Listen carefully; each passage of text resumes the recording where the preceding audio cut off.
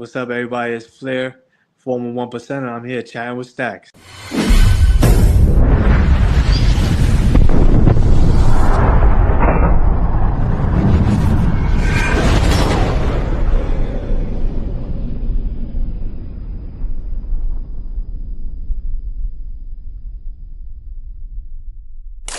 Welcome to this episode of Chattin with Staxx. I'm your host, Bill Staxx, and today I got Flair, 1%er. What's up, man? Yes, sir. What's happening, Staxx? Thank you for having me, bro. I appreciate it. Yeah, no doubt. Thank you for taking the time. I appreciate it. Sure. So you got a wild story. Yeah, a little bit of a wild story, man. A little bit. I got into a motorcycle accident back in 2023 in August, and I got a spinal cord injury. I was drinking and riding. I was in a bad, tough spot, mentally, emotionally. I made a bad mistake by drinking and riding, and I lost control. Maybe 4 or 5 in the morning, something like that. And my bike started flipping, and I hit a wall, and I died on the spot. They brought me back to life, and then I've just been trying to recover since, man. So you didn't hit another car? Another Nah. car didn't hit you? Nothing? Nah, man. So I was on a bend, and I didn't lean enough, and my front tire hit the curb. Oh, Like it rubbed up against the curb, and I lost control, and I started flipping. oh man. Yeah. And I let the bike go. The bike kept going, and I hit the tree. I had a tree. It was right next to a wall, and the bike just kept going. And were there people around? How did So they know? I was with three of the guys from my club at the time. They were with me. Wow, we're gonna get into it. So where you from? Where you I'm born from and Bronx, raised? Bronx, New York. Born and raised? Born and raised Bronx, New York. I was there till my accident happened, and then after my accident, my mom came to New York from Florida, and she was like, "Yeah, you're coming back to Florida with me," and I was like, "Yes, mom." You're just like, that's it, I'm done? Yes, sir. Because you know what, bro? It was. I already knew from the beginning. There was not going to be anybody who was going to be willing to do for me what she was willing to do for me. Yeah. So it was just it was a no-brainer to me. You needed that constant care around the clock. Absolutely. But you were involved with a motorcycle club. You didn't think that they would be there for you like that? I'm sure certain people would have been there for me, but it's also like, be there for me in what sense? I'm in a place where I need help with everything. I need help with, dressing myself and like, down to the nitty gritty. Yeah. You're not really asking another man to do that for you. No. You know what I'm saying? So it wasn't a comfortable situation. When did you start getting involved with motorcycles? So I bought my first bike back in 2018. Bought my first bike, and it was a dirt bike. I started on a Kawasaki KLX 250. That's a big bike. And I was just riding around, but that has dirt tires, so it came with dirt tires, and I would get on the highway with it, and once it hit like 50 miles an hour, 55 miles an hour, the tires would start wobbling, and I was like, yeah, fuck this, I don't want to do this, I want a real bike, and I went and got a Harley. Did you have any association with any clubs before you got the bike? No, I had no association with any clubs before I got the bike. And then even when I got the KLX 250, I met a few people who were riding already. There was a dude who I went to junior high school with, he was riding. A dude who I grew up with, he was riding. So I would just ride with them like on occasion, and I would meet people that they knew. And that's really I only knew a handful of people who were on two wheels, honestly. There's a lot of motorcycle clubs in the Bronx. I know. I figured that out when after a little while, after getting my Harley, I figured that out. So what was your first experience with a motorcycle club? You buy the Harley and so a friend of mine that I used to work with, he had a brother-in-law who used to ride, and his brother-in-law was the vice president of a motorcycle club called the Wild Aces. It's a 99 club, small family club. And he was like, "Oh, dude, like you should join my brother's club," and I was like, "That's not how this works. Like, that's not how this works, dude. Like, I gotta chill with them. I gotta get to know them. I got to hang out with them."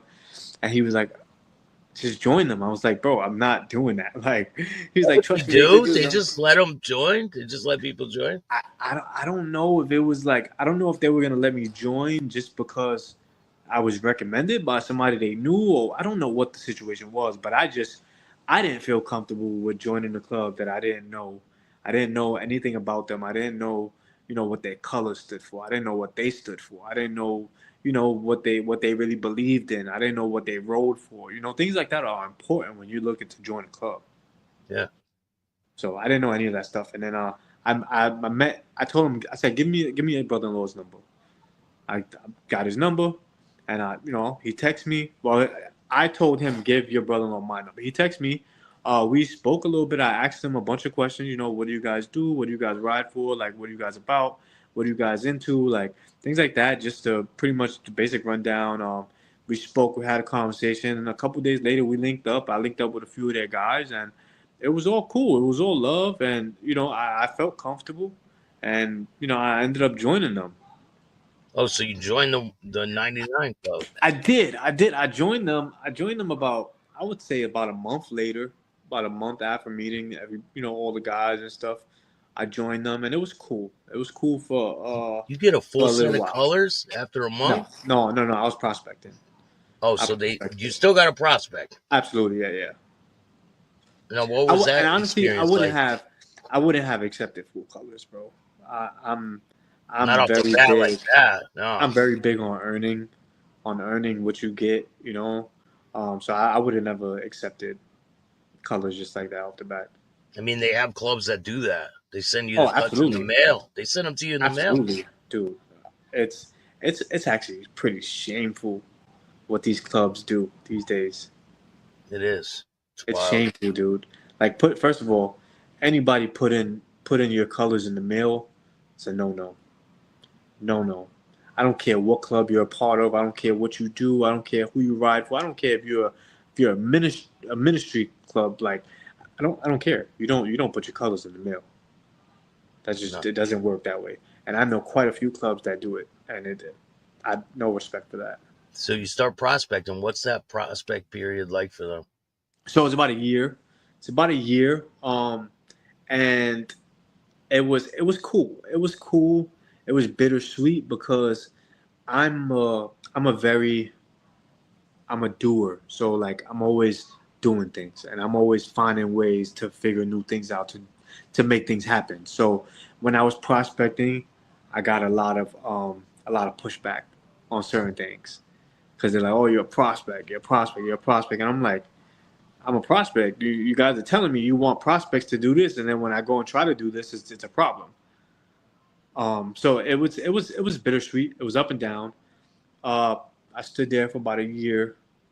A year. I got my full cut. I think in like 9 months. They gave it to Now, me early. during this time, are you associated with any other clubs? I'm getting to know other guys from other clubs. I'm meeting guys from other clubs. I'm getting real tight with dudes from other clubs, especially like 1% clubs because one thing I always understood was the dynamic of the MC world.